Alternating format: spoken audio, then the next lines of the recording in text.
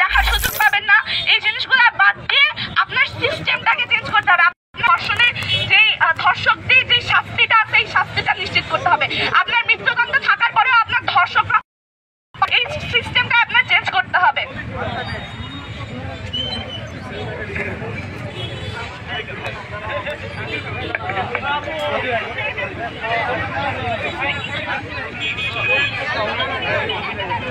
Hello প্রিয় নওগাঁবাসী, আপনারা জানেন আজকে আমরা যে কারণে এই বিক্ষোভ সমাবেশে দাঁড়িয়েছি, বলতে লজ্জা লাগে, আমরা দেশের একটা ক্রান্তিকাল পার করতেছি। তার কারণ যেই মায়ের গর্ভ থেকে আমরা বের হয়েছি, যেই বোনের আদরে আমরা লালিত হই, সেই রকমই মা বোনদের আমাদের আজকে রাস্তার বিভিন্ন জায়গাতে দেশের বিভিন্ন প্রান্তে ধর্ষণের শিকার হতে হচ্ছে।